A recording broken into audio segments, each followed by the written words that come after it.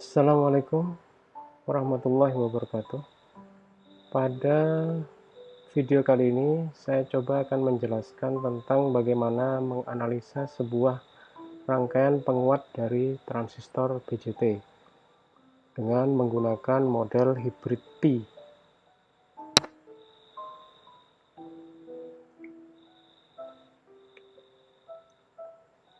Buku referensi yang saya pakai di sini adalah Electronic Circuit Analysis and Design, karangan dari Hayat, dan bisa juga dipakai buku Malvino dengan judul Basic Electronic. Nah, ini adalah model hybrid Pi sebagai pengganti dari transistor pada frekuensi rendah. Jadi bisa dilihat di sini ada kaki basis, ada kaki kolektor, ada kaki emitter. Jadi pendekatannya dengan menggunakan model hybrid Pi akan menjadi rangkaian ekuivalen seperti ini, di mana di dalamnya ada kombinasi dari R dan C, dan juga di sini ada sumber arus tak bebas.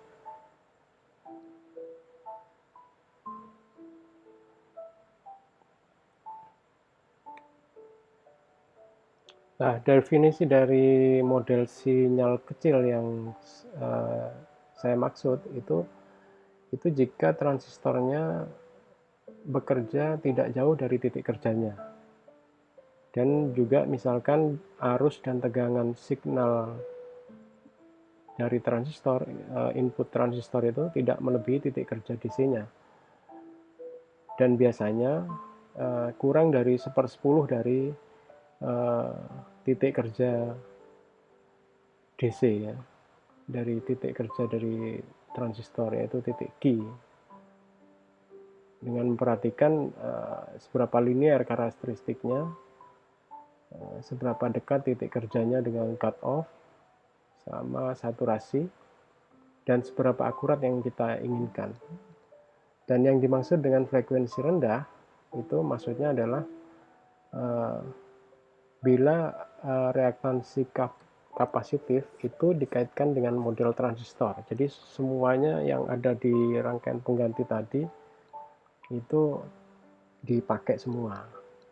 Itu jika kita menganalisa pada frekuensi rendah. Terus bila untuk reaktansi, misalkan ada reaktansi induktif, itu dianggap short circuit, ya. Jadi untuk kapasitifnya yang tadi ada kapasitor, ya. Jadi di sini misalkan ada kapasitor, itu open circuit, ya. Terus misalkan nanti ada model yang lain, biasanya ada yang juga ada induktornya, itu biasanya diganti dengan short circuit, itu pada frekuensi rendah. Nah, dalam penganalisaan itu sebenarnya juga tidak hanya pada frekuensi rendah saja, jadi ada juga pada frekuensi menengah, ada juga pada frekuensi tinggi. Nah, nanti semuanya itu akan dipakai. Tapi di sini nanti yang akan saya jelaskan adalah istilahnya rangkaian pengganti transistor pada frekuensi menengah, di mana rangkaian penggantinya nanti akan seperti ini. Jadi kalau misalkan pada frekuensi menengah, semua kapasitansi yang ada di dalam rangkaian pengganti model hybrid Pi dari transistor itu akan open circuit. Nah, maksudnya dari frekuensi rendah dan frekuensi menengah atau frekuensi tinggi itu sebenarnya diambil dari karakteristik dari common emitter, di mana sebuah frekuensi itu kalau misalkan Anda mau coba ambil pakai osiloskop, ya, atau ya, bisa jadi osiloskop lah, ya. Jadi ambil penguatannya dari sebuah penguat, maka nanti akan didapatkan sebuah band frekuensi. Band frekuensi itu gambarnya seperti ini. Jadi misalkan nanti biasanya nanti dari yang paling maksimum itu diambil sekitar 0,707 dari jadi sekitar 0, oke, maaf, jadi 0,07 dari titik maksimumnya.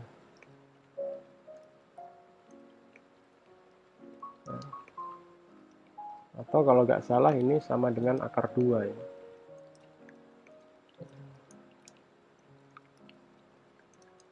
Akar 2.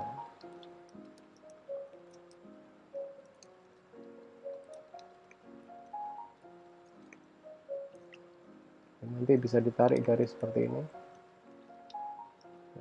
Ini kondisi maksimumnya. Nah, daerah ini yang dinamakan nanti, ini juga gitu, daerah frekuensi tingginya juga gitu. Diambil sekitar 0,707.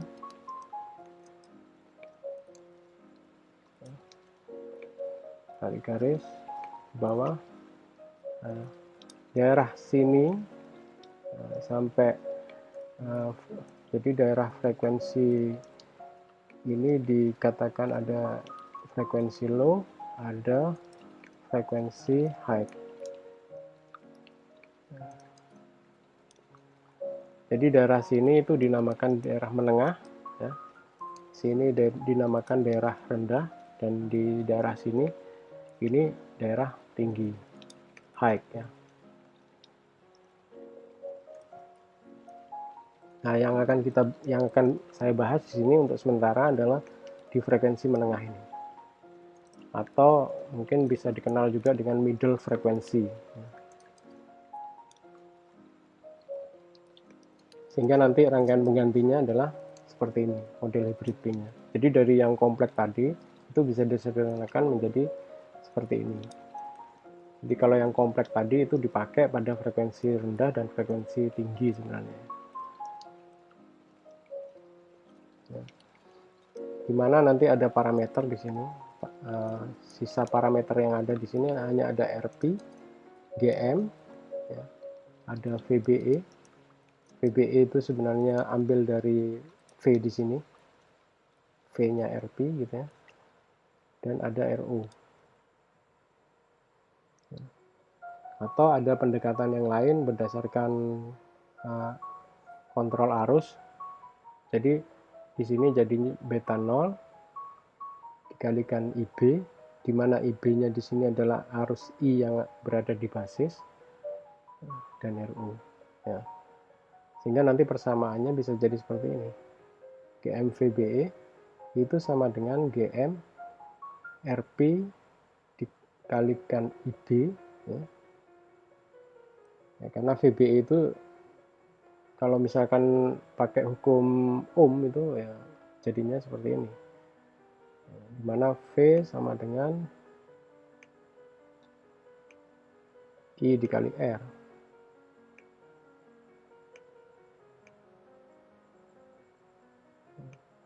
Nah, ini diperhatikan di sini semua huruf-hurufnya itu adalah kecil. Nah, itu yang kita sebut sebagai parameter.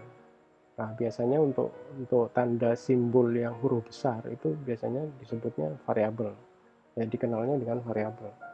Jadi mengenalinya dari misalkan sebuah persamaan itu, kita melihat sebuah persamaan itu dari dia huruf kecil atau huruf besar. Nah, misalkan dia huruf besar, berarti dia adalah variabel. Variabel itu ada di luar dari komponen yang kita pakai. Tapi kalau parameter itu miliknya komponen. Jadi sebenarnya bisa jadi parameter itu ada di datasheet, bisa sudah disandingkan di datasheet, seperti kayak beta 0 ini, HFE itu bisa dicari di datasheet. Nah, untuk RP dan GM itu juga untuk RP-nya mungkin bisa jadi bisa kita cari di datasheet, RO juga gitu, bisa didapatkan di datasheet. Jadi sedangkan untuk GM itu memang harus dicari. Jadi memang harus dicari ini. Tapi berdasarkan parameter-parameter yang ada di dalam datasheet. Itu yang perlu dipahami di awal gitu ya. Jadi jangan sampai bingung, ini nanti harganya dapat dari mana. Itu kalau di dalam perancangan nanti dapatnya di datasheet ya.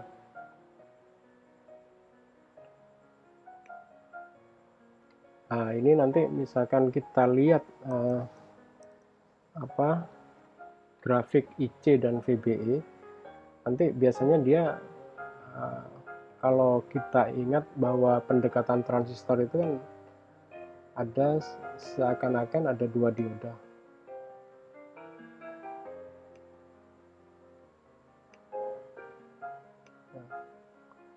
Seakan-akan ada dua dioda, di mana biasanya dari basis ke emitter ini, kalau NPN itu biasanya forward ya,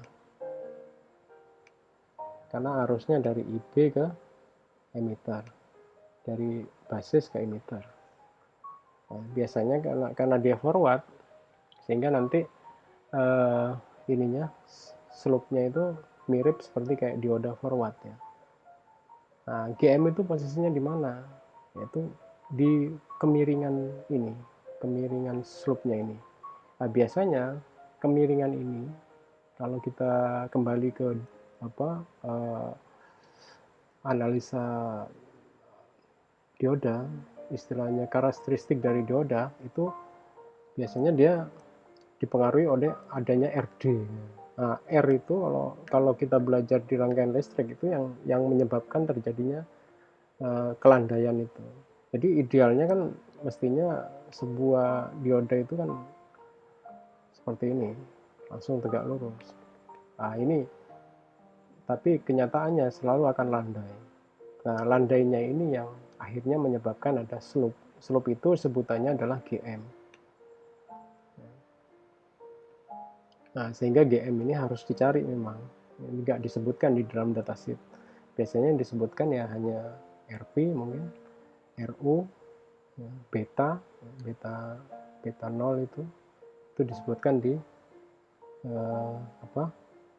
di datasheet. Cuman penyebutannya nanti pakai parameter H. Nah, nanti untuk parameter H bisa belajar di kondisi yang lain ya. Mungkin bisa saya jelaskan di video-video saya yang lain gitu.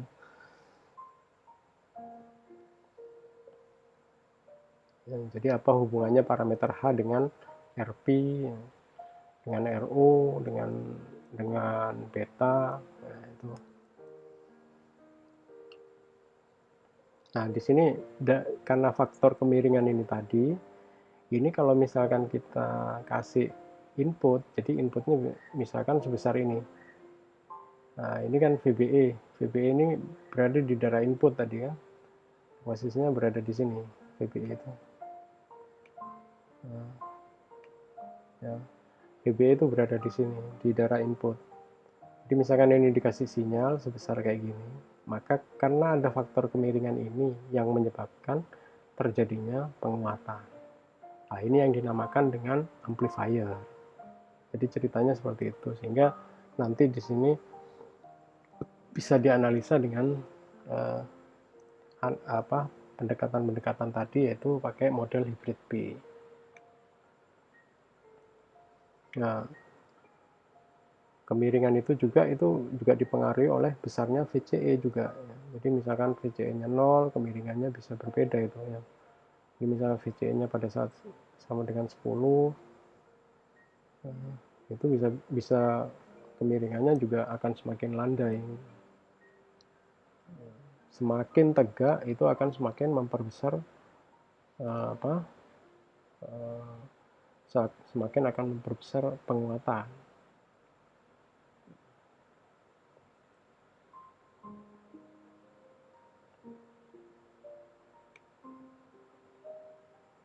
Nah, kembali lagi ke model hybrid P pada frekuensi menengah. itu nanti GM itu juga bisa dicari dari persamaan ini. Jadi GM itu bisa dicari dengan persamaan ini. Jadi selain persamaan yang tadi ada apa? Kalau kita balik tadi ada GM sama dengan beta 0 RP. Bisa jadi GM itu bisa didapatkan kalau dari persamaan ini ya. Kita ambil yang sini. Jadi persamaannya bisa jadi kayak gini. GM sama dengan beta 0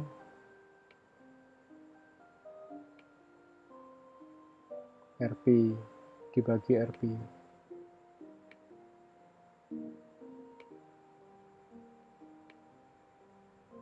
Nah, tapi juga bisa juga dicari dengan persamaan ini. Jadi GM itu sama dengan IC per VT. Nah, ini semua adalah pendekatan ya.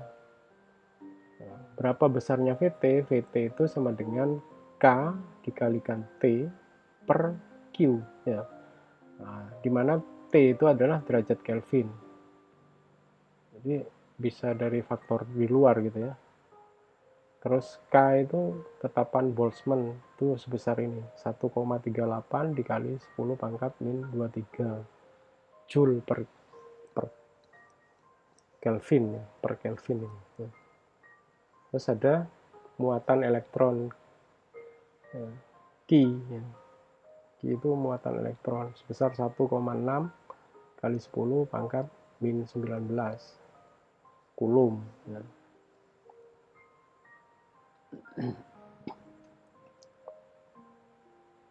Nah ini tadi yang saya tuliskan ya. Ini dibolak-balik aja sih dari yang tadi tuh ya. Jadi untuk mencari GM itu bisa beta 0 per GM. Beta 0 bisa jadi nanti beta 0 sama dengan GM dikalikan RP. Atau kalau mau mencari RP-nya, misalkan kita nggak tahu RP-nya berapa, ya bisa dicari dari persamaan ini, beta 0 per GM. Kalau beta 0 kan sudah pasti di datasheet ini. Ya. Yang jadi pertanyaan seperti kayak RP sama RU itu apakah ada di datasheet. Nah misalkan nggak ada di datasheet, karena memang beberapa datasheet ada yang menyertakan RP-nya berapa, RU-nya berapa. Tapi misalkan tidak disertakan, itu bisa dicari dengan persamaan ini. Kalau beta 0 itu sudah pasti ada. Ya. Jadi ini bisa dari datasheet.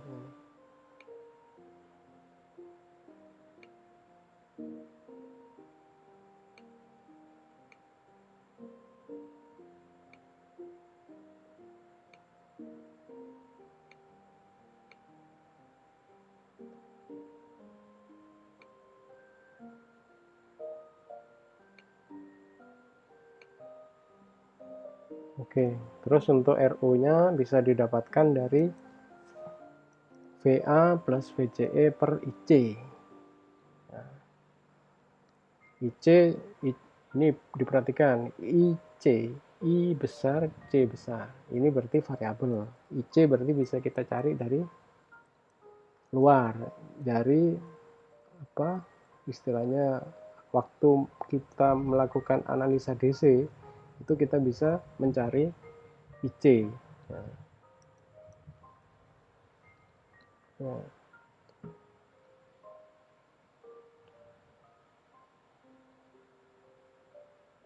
Nah, VA itu ini bisa harganya 100 volt untuk NPN, bisa dicari dari situ ya.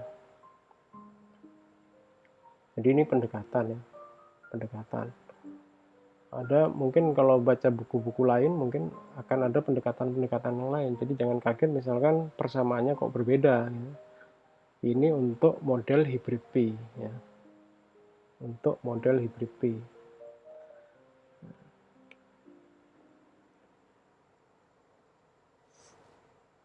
Nah ini ada pendekatan lain. GM tadi kan sama dengan IC per VT. Kalau balik lagi ke sini, IC per VT, di mana VT-nya sama dengan ini. Nah, cuman di sini kadang kan orang kita nggak tahu berapa derajat, T-nya itu berapa, suhunya itu berapa. Nah, kadang itu ada orang yang mengadakan pendekatan, oh suhunya dianggap suhu kamar. Ya, suhu kamar itu sebesar 300 derajat Kelvin. Ya, ini suhu kamar. Ya. Sehingga besarnya VT bisa dihitung. K-nya tadi sudah ketetapan, Q-nya juga sudah ketetapan, T-nya dianggap 300 derajat Kelvin, yaitu suhu kamar. Sehingga kalau dihitung jadi 26 mV. Ya. Sehingga persamaan Gm bisa dicari dengan IC per 26 mV. Nah, Rp-nya juga gitu, bisa dicari dengan, tadi kan persamaan Rp berapa tuh? Rp sama dengan bisa dapatkan dari beta 0 per, atau beta 0 dikalikan VT per IC. Nah, sehingga di sini ada pendekatannya. Nah, 26 mV dikalikan beta per IC. Jadi sebenarnya cuma bolak-balik aja ini, pendekatan aja nih. Jadi tolong jangan bingung ya. Jadi atau di sini juga ada pendekatan nih, 26 mV per IB.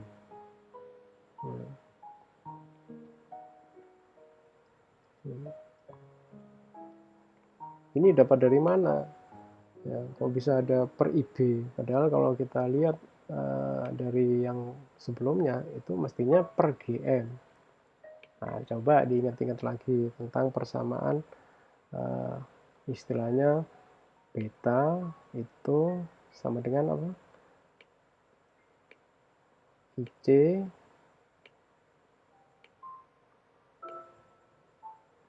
per IB. Nah,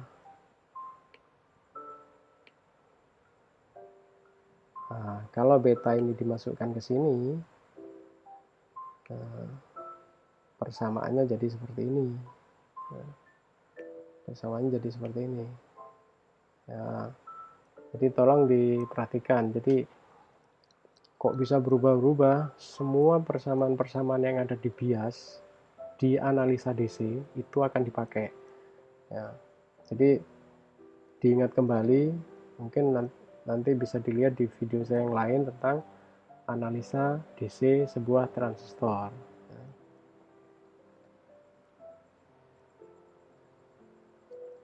Nih dibalik-balik, IC bisa dicari dari GM VP. IC sama dengan beta VP per RP. VP itu apa? VP itu sama dengan ini. Sama dengan ini sebutan lain. Saya ambil dari buku lain nih. Jadi karena ini saya ambil dari buku lain, berbeda sama yang ini. Ya. Kalau ini pakai istilah VBE. Ya. Kalau ini dipakai istilah VP. Ya. Jadi VBE sama VP itu sama. Ya. Jadi ini sama VBE. VBE kecil ya. VBE kecil. Ya. Nah, berarti dia parameter kan. VP juga kecil. Ya. Ini huruf kecil nih. Ya, huruf kecil. Oke. Ini parameter-parameter yang perlu kita ketahui di awal sebelum kita melakukan analisa sebuah transistor, sehingga kita bisa dari sebuah transistor yang dirangkai sebagai penguat, sehingga kita bisa menghitung berapa besar penguatannya. Harapannya seperti itu. Berapa besar Vout-nya. Gitu. Nah, ini ada pendekatan lain, ada yang disebut ada RE. Nah, ini RE ini muncul dari model hybrid P RE. Nah, ini beda lagi ya. Cuman di sini tetap saya beritahu karena ada memang beberapa parameter-parameter. Ya. Tapi ini nanti kita skip dulu ya. Jadi kita fokus sama yang ini. Ya. Nah, VT ini ada yang mendekati VT pakai 25 mV. Ya, berarti dia pendekatan suhunya berapa? Ya, pendekatan suhunya berapa. Ya, jadi masalahnya suhu kamar itu bisa berbeda-beda. Ya. Makanya bisa kadang-kadang hasilnya ada yang 25 volt, ada yang apa tadi 26 milivolt. Jadi jangan kaget. Jadi misalkan ada persamaan yang agak berbeda sedikit itu karena yaitu tadi ada perhitungan dengan faktor suhu. Nah, suhu itu dipakai standar suhu kamar. Suhu kamar ini bisa berbeda-beda. Beda negara beda lagi gitu. Ya. Zaman dulu suhu kamarnya mungkin 25 derajat, sekarang bisa bergeser 27 derajat, ya bisa 30 derajat. Itu monggo silakan nanti dipakai yang mana. Mau pakai ini tetap silakan, nggak apa-apa. Ini standar lama gitu. Mau pakai 26 milivolt juga bisa. Ya.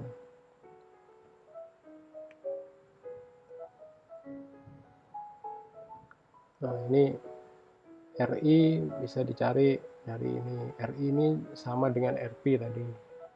RO bisa dicari. Nah ini hati-hati. Di sini ada persamaannya, ada uh, huruf besar. Berarti huruf besar ini adalah variabel. Ya, variabel ya, bukan parameter. Parameter tadi miliknya transistor. Kalau variabel ini tergantung di luar rangkaiannya seperti apa. Itu bisa dicari dari analisa DC ya. Oke, jadi banyak cara ya sebenarnya untuk mencari parameter-parameter tadi. Oke, sekarang kita masuk ke langkah-langkah untuk menganalisa sebuah transistor, sebuah penguat transistor ya. Nah, jadi misalkan ada sebuah penguat dirangkai seperti ini.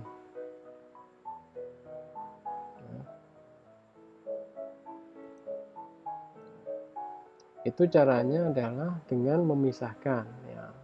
Pertama tentukan titik operasi DC. Nah, caranya gimana? Pisahkan rangkaian DC-nya. Ya. Karena penguat itu biasanya yang dimasukkan sinyalnya AC ya. Biasanya sinyalnya ini AC. Ada frekuensinya, bukan DC ya. Yang dikuatkan itu bukan DC. Ya, biasanya yang dimasukkan di sini adalah yang ada sinyalnya untuk transistor, penguat transistor ya. Nah, sehingga apa? Harus dipisahkan dulu rangkaian DC-nya mana. Biasanya dipisah. Nah, biasanya di sini diambilnya. Setelah kapasitor. Ya, di posisi input itu setelah kapasitor. Ya, di posisi output ini ada RL. Ya, RL. Ya, ini ada kapasitor juga. Nah, ini dipisah. Ya, oke.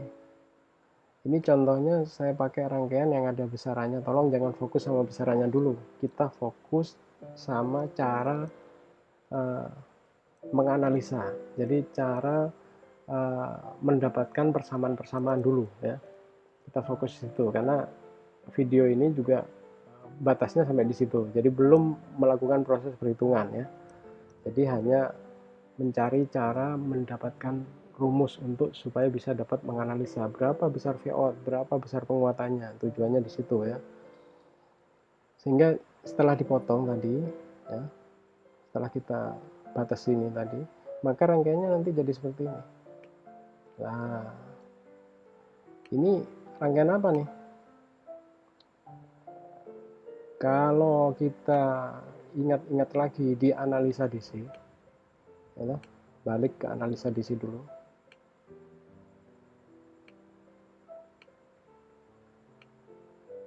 Di analisa DC itu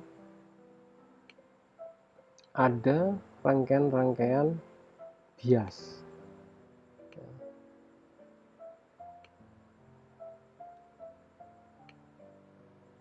Ada rangkaian-rangkaian bias. Nah ini termasuk bias apa nih? Termasuk bias pembagi tegangan. Ya. Ini rangkaian bias pembagi tegangan. Lah, dari rangkaian ini, ya, setelah kita pisah ini, dari rangkaian ini, kita harus bisa menentukan berapa besarnya IC, berapa besarnya IB, berapa besarnya GM, berapa besarnya RP. Oke, caranya dengan mencari tahu dulu HFE-nya berapa. Ini yang tadi yang saya bilang, yang sudah pasti ada di datasheet. HFE, ya, atau dikenal tadi apa? Sebagai beta 0. Ya. Itu dicari dulu datasheet, kemudian dihitung IC-nya. VCC-nya pasti udah diketahui. Kalau RR-nya ini diketahui pasti, ya kan? Kalau sudah ada rangkaiannya sudah pasti diketahui. Ya. Maka transistornya kita cari tahu dulu berapa tipenya, dicari di datasheet, dapat ini beta 0. Dari beta 0 ini nanti akan kita hitung IC-nya berapa, IB-nya berapa, GM-nya berapa, RP-nya berapa. Nah, caranya menghitung balik lagi ke analisa DC. Bisa dilihat nanti di video saya yang lain. Nah, sekarang langkah yang kedua apa? Langkah yang kedua ya, adalah membuat rangkaian ekuivalen AC. Nah, ini cara membuat rangkaian ekuivalen AC itu caranya gimana? Sumber tegangan DC disingkat ke ground. Maksudnya apa? Ini di short ke ground. Ya, sehingga jadinya nanti seperti ini. Semua kapasitor menjadi short circuit.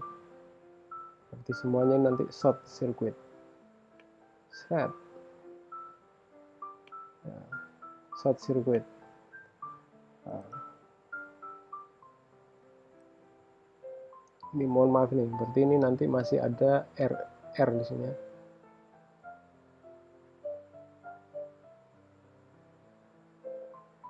Masih ada R. Nah, R-nya.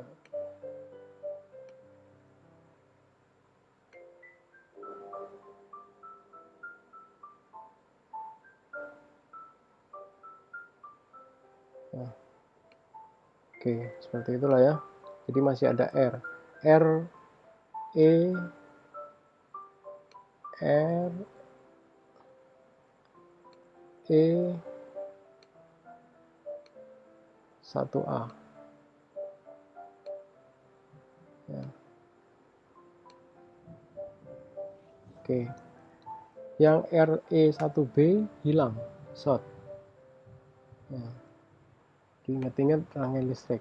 Kalau misalkan ada resistor paralel dengan rangkaian short circuit, maka resistornya seakan-akan short juga. Ya. Sehingga hilang, tinggal RE1A. Nah, yang di sini juga gitu, yang di daerah input, karena VCC-nya masuk ke ground, maka nanti R1 sama R2 jadinya paralel. RS tetap ya, masuk di sini, ada arus ya. Arusnya sini, maaf ya, gambarnya ini mestinya sinus ya. Nah, ini terus di daerah output juga gitu, ada RC-nya karena VCC-nya masuk ke ground, maka RC-nya dari kolektor jadi ke ground. Nah, yang outputnya di daerah output ada RL. Nah, ini RL.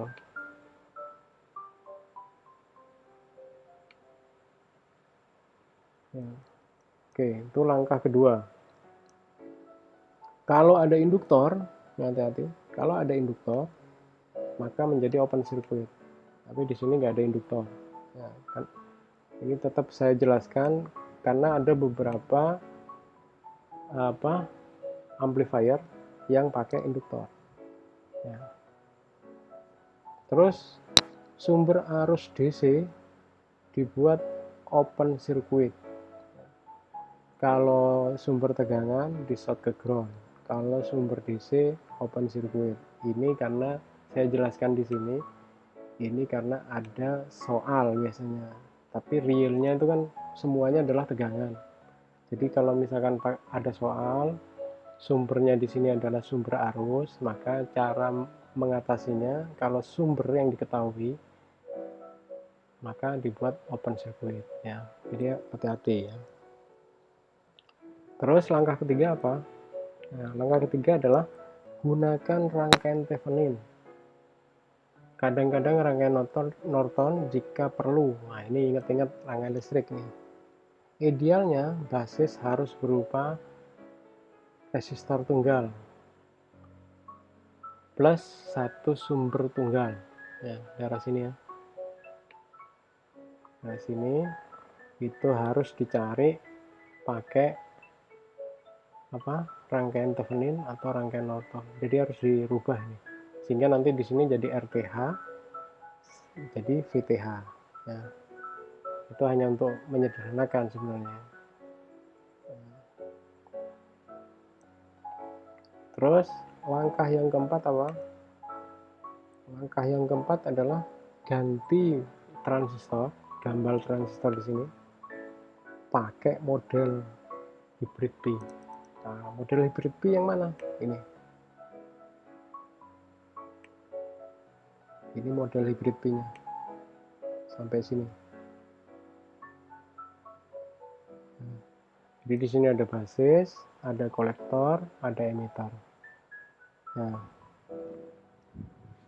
parameter-parameternya digambar semuanya sesuai dengan parameter yang ada di model hybrid P. Nah, outputnya tetap, gambarnya tetap tidak berubah. Nah, untuk output sama input tetap sama. Nah, sama. Transistor jadinya seperti ini. Yang input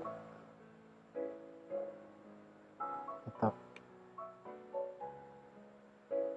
Nah, jadi yang berganti sekarang hanya transistornya aja. Ini daerah sini ya. Oke, itu langkah yang keempat. Nah, kalau sudah seperti ini, nah ini biasanya disederhanakan lagi. Oh, ini paralel, jadi RL. Nah, nyebutnya RL absen, ada yang menyebut RL absen, ada yang menyebut RL, tergantung dari kita mengerjakan awalnya seperti apa.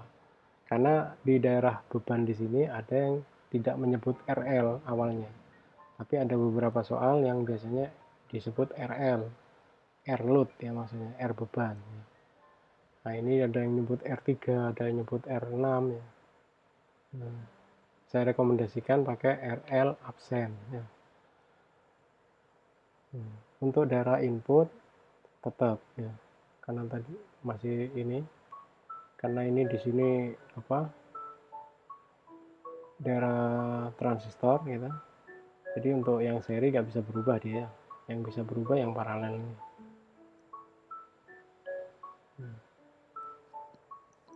Kenapa kok nggak bisa berubah? Karena kita masih perlu untuk menghitung besarnya VBE. Nah, besarnya VBE harus kita hitung.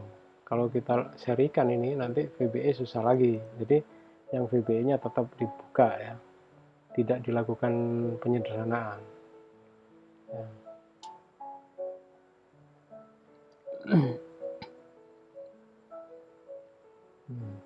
Terus untuk yang keenam, langkah keenam itu adalah apa? Kemudian apa? Hitung parameter sinyal VBE. Nah, ini ya, VBE dihitung berapa. Terus variabel-variabelnya itu menggunakan rangkaian itu tadi, yang pertama tadi, sehingga tahu IC-nya berapa, IB-nya berapa. Kemudian baru dicari gain-nya, berapa VO-nya. Nah, caranya gimana? Caranya kalau untuk sudah jadi kayak gini, ingat-ingat rangkaian listrik ya. Di rangkaian listrik itu ada beberapa cara untuk menganalisa sebuah rangkaian kayak gini ya. Jadi sudah transistornya sudah ditinggalkan, karena sudah ada rangkaian ekuivalen ini ya, sudah ada rangkaian ekuivalen seperti ini, maka cuman ada rangkaian R saja ini kan, R dan sumbernya pakai apa, pakai bisa loop, bisa pakai node, bisa pakai mesh, bisa pakai Kirchhoff, bisa pakai Thevenin Norton yang seperti yang saya bilang tadi ya, terserah yang mana yang mau dipakai, yang sehingga yang penting kita bisa menghitung besarnya VBE, besarnya variabel-variabel, bisa menghitung besarnya Vout, bisa menghitung besarnya Zout gitu ya. Nah ini untuk input resistansi. Input resistansi ini apa? Ini sebenarnya menghitung apa? ZI, Zin, ZI, ada yang bilang Zin ya. Terus VBE itu dari mana? VBE itu bisa didapatkan dari arus yang mengalir di sini, arus yang mengalir di sini, masuk ke sini.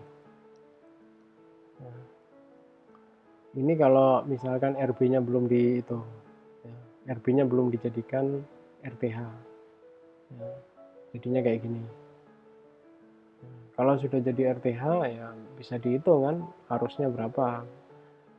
ITH berarti VTH per RTH, dapat ITH. ITH dikalikan RP nanti. Nah, jadi bisa jadi kalau pakai rangkaian yang ini tadi, ini, ya, ini bisa dicari I-nya berapa.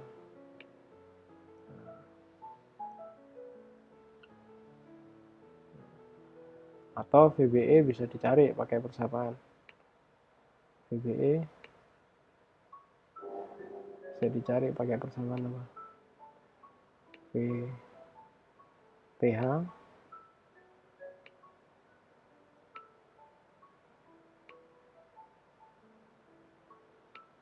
dikurangi ITH.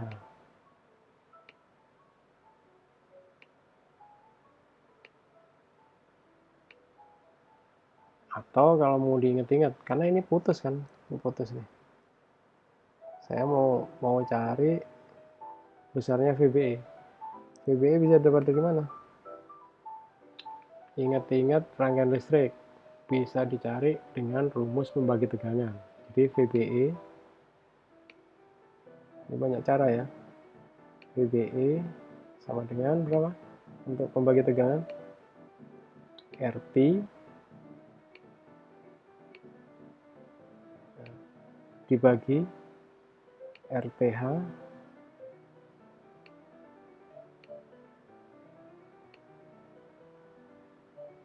ditambah RP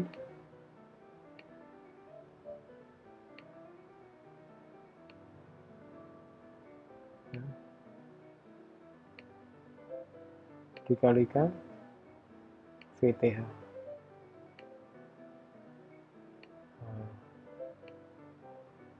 Ya, banyak cara ya.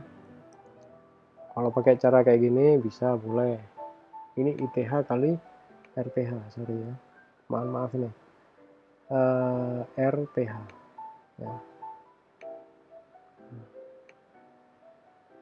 ITH-nya juga harus dicari. ITH berapa?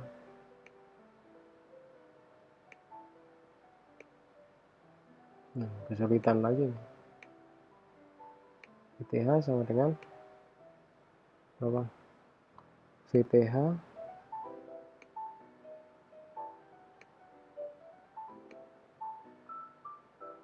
per RTH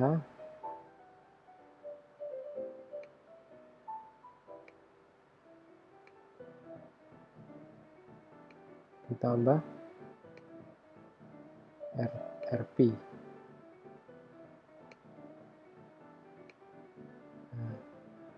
Nah, masukkan di sini.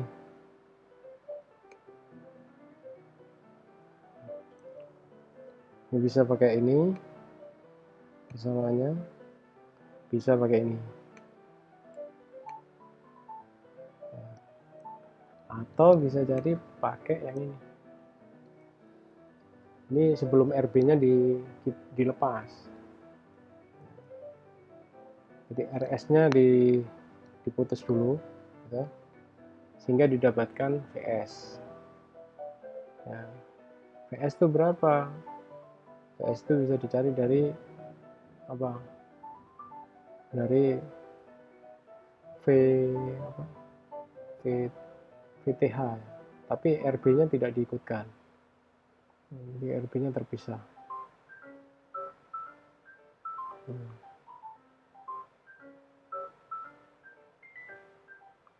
Nah, di sini VBE bisa dicari dari IX, sehingga IX, ya IX dikalikan RB paralel RB, di mana IX bisa dicari dari IX bisa dicari dari ini, VX per R1 R2 RB paralel.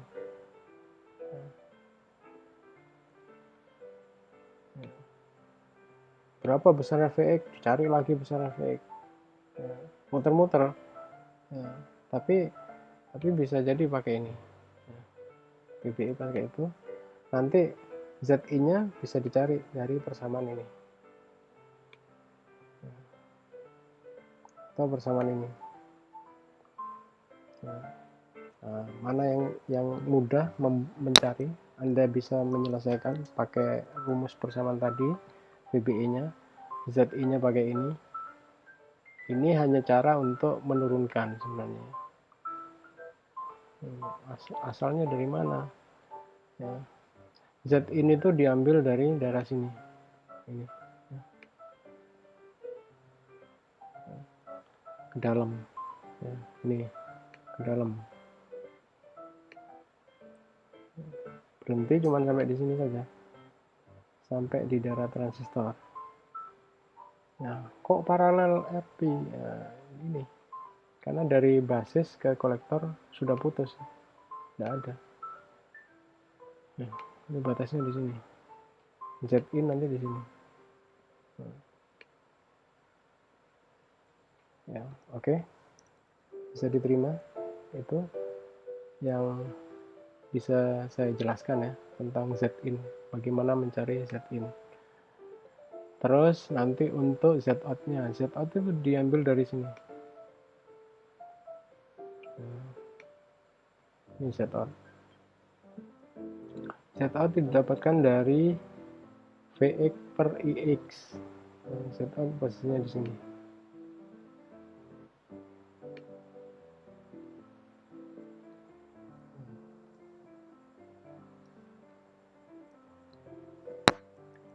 Z-out posisinya di sini.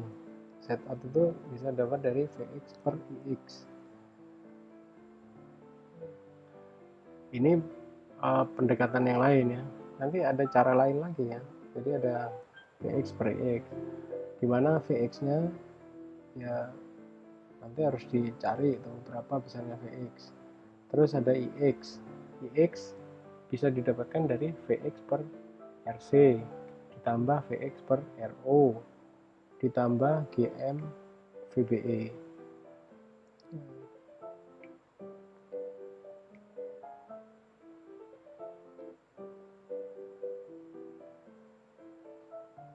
Sehingga kalau dimasukkan ke persamaan ini nanti jadinya seperti ini. Rc paralel Ro.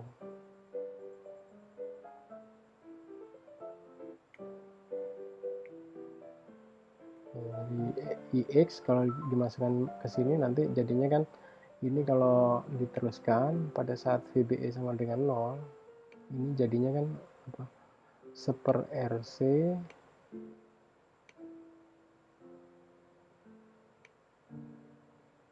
ditambah 1/Ro.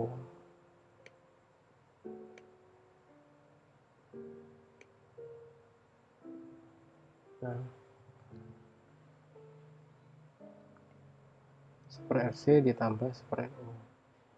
Nah, diingat-ingat 1/Rc sama 1/Ro kan rumus apa? Resistor yang diparalel.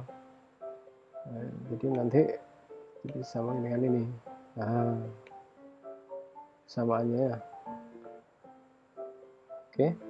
Nah, tapi kadang-kala RO ini biasanya diketahui sangat besar sekali, sehingga kadang-kadang akhirnya apa, RO dianggap tidak ada, dianggap open circuit ya.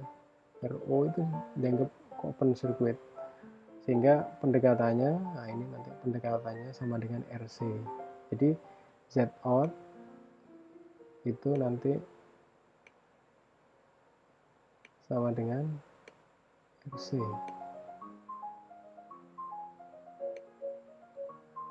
Nah itu cara ininya ya. Oke, kita lanjut.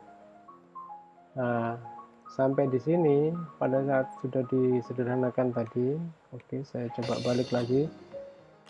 Nah, setelah disederhanakan pakai langkah kelima tadi, ya, maka kita bisa mencari di sini nanti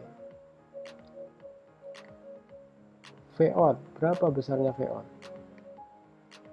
Vout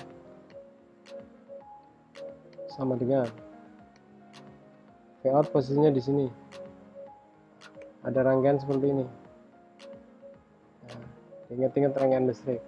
Kalau ada sumber arus, ada R, berapa besar Vout? Ya tinggal dikalikan aja. Ya, berarti apa? GM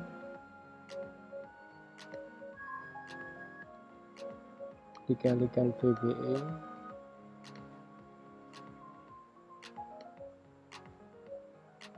dikalikan RL offset. Nah, cuman hati-hati di sini, positifnya di sini. Kalau positifnya di sini, diingat-ingat pada rangkaian listrik biasanya arusnya berasal dari sini. Ya. Sedangkan sumber arus di sini terbalik posisinya. Ya. Sehingga di sini menjadi minus. Ya. Oke. Nah, terus di sini ada VBE. VBE. Perlu diingat tadi, ZI posisinya di sini. ZI. Ya. Nah, kalau ZI posisinya di sini, berarti ada VI juga, V input. Ya. VI itu posisinya di sini. Nah, kalau VI posisinya di sini, berarti VI itu sama dengan VBI. VI itu sama dengan VBI.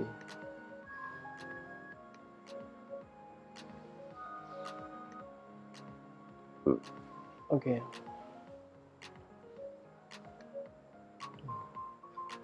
VBI-nya huruf kecil ya. Parameter itu ya.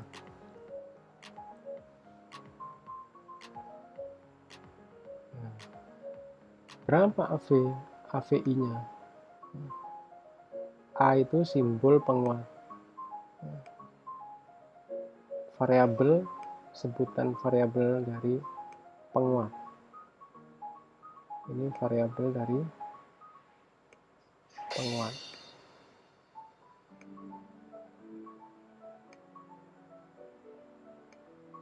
Jadi kalau ada berapa penguatnya, kalau mau disebut pakai variabel, itu pakai variabel A ya. Pakai variabel A. Jadi AVI, berapa AVI? Nah, penguat itu didapatkan biasanya hampir semua bidang. Jadi kalau ditanya penguat, berapa penguat? Penguat itu biasanya didapatkan dari Vout dibagi input. Jadi output dibagi input. Berapa outputnya, berapa inputnya? Kalau itu dicari perbandingannya, maka akan didapatkan penguatan. Jadi misalkan ada istilahnya apa?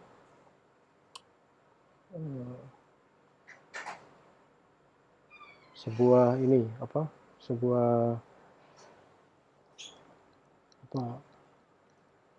suara misalkan ya.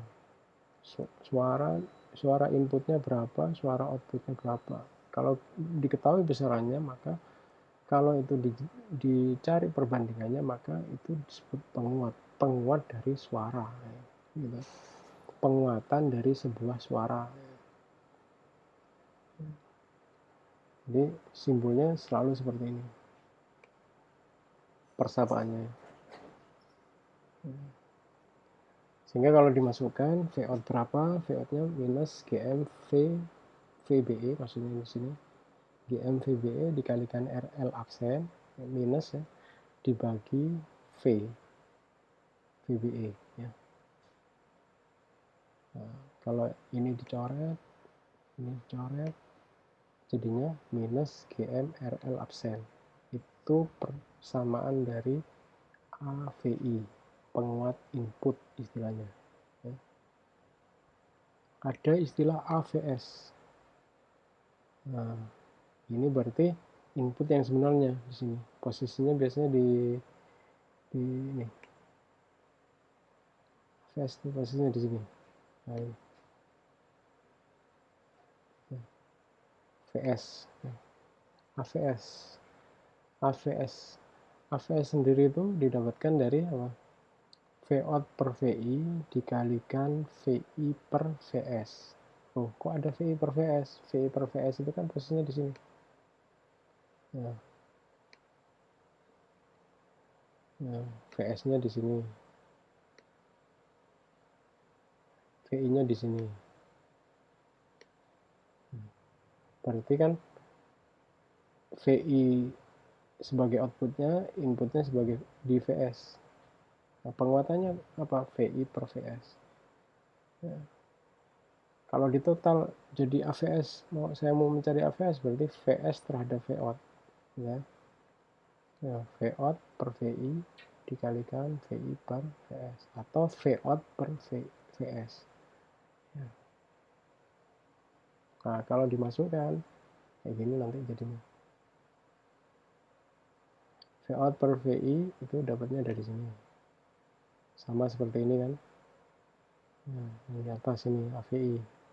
VI per VS itu didapatkan dari apa? Jadi kalau ini digambarkan sebenarnya nanti jadinya gini. Ada VS di daerah input gitu ya. Ada di sini nanti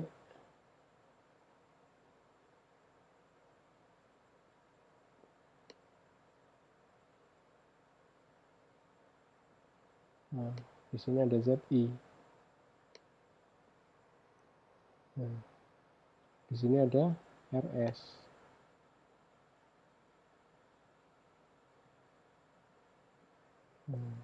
ZI tadi berapa? ZI ini RB paralel RL. Apa? RB paralel RP. ZI. Nah, di sini ada RS. Nah, ini ada VS. Nah, berapa besarnya VS? Berapa besar penguatan dari itu, maka dicari berapa VI-nya. VI tadi bisa dapat ini. Bisa juga VI itu dicari dari ZI ini ya.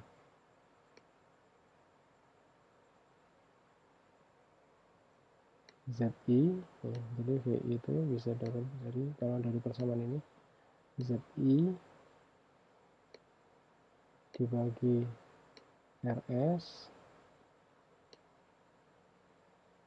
plus ZI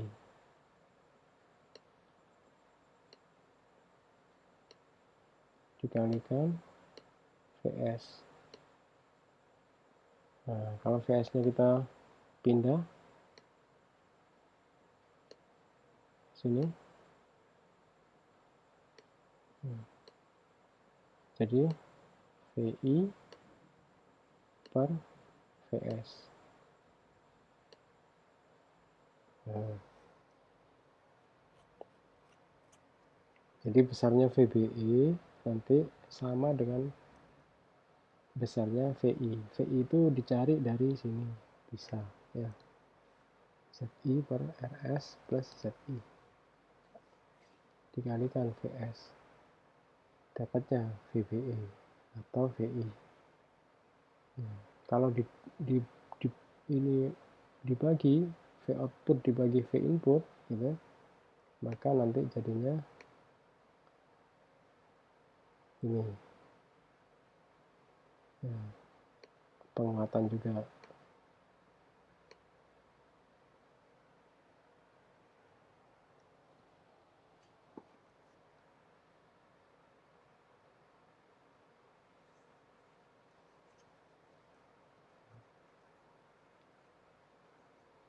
Sehingga nanti jadinya ini AVS ya, persamaannya AVS. Nah, mencari penguat arus, penguatan arusnya berapa? Penguatan arusnya dari I output dibagi I input, I output dibagi I input. I input di sini posisinya, ini I input.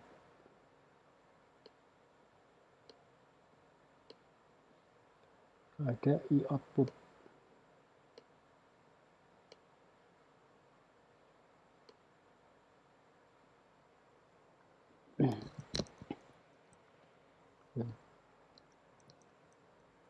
I output itu didapatkan dari V output per RL. I input didapatkan dari V input per ZI. Ini hukum aja ini sebenarnya kan. Nah, V output dibagi RL. I input didapatkan dari I input posisinya di sini sebenarnya. Ini ya. Jadi sebelum menjadi RTH. Posisinya ZI di sini.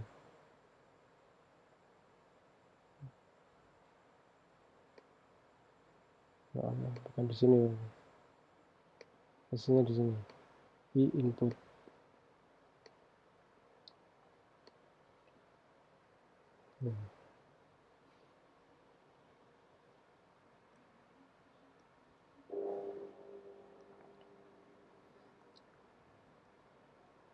I input sama dengan VI per ZI. Sehingga pada saat diturunkan nanti jadinya seperti ini. AVI dikalikan ZI per RL. Nah, dimana ZI nya tadi ini ya. Ini matematis ya. Semoga bisa diingat-ingat matematisnya gimana proses merubah sebuah persamaan ya. Terus di sini juga ada mencari penguatan daya. Jadi tadi ada penguatan AVI, ada penguatan AVS, ada penguatan arus, ada penguatan daya. Penguatan daya didapatkan dari penguatan AVI dikalikan penguatan input, penguatan arus ya, penguatan AVI itu penguatan arus. Jadinya seperti ini. Ini hasil substitusi dari persamaan-persamaan yang di atas ini. Jadinya seperti ini. Nah ini Z out. Z out bisa didapatkan juga dari persamaan ini. Tadi kalau kita lihat lagi yang output, nah, ada yang mencari pakai persamaan-persamaan ini. Nah, ada juga yang mencari persamaan pakai V out dibagi I out. V out itu berapa? V out itu sama dengan tadi berapa? Minus GMV RL absen gitu ya. Atau kalau di sini karena RL, karena di sini V out-nya dianggap open circuit, nah ini berarti kan V out-nya RL-nya hilang ya, tinggal RC. Nah, makanya di sini ganti RC karena open circuit. Terus dibagi I pada saat short circuit. Nah, short circuit RL-nya juga hilang. Berarti tinggal apa? Arusnya saja. Ya kan? Paham ya? Sehingga nanti kalau misalkan dimasukkan, sehingga jadinya nanti ini coret, jadinya tinggal RC. Jadi Z out sama dengan RC. Sama dengan yang tadi. Z out sama dengan RC. Ya. Oke, mungkin itu yang bisa saya jelaskan mengenai proses menganalisa sebuah transistor yang dirangkai sebagai penguat menggunakan model hybrid B. Semoga manfaat. Kurang lebihnya saya mohon maaf. Assalamualaikum warahmatullahi wabarakatuh.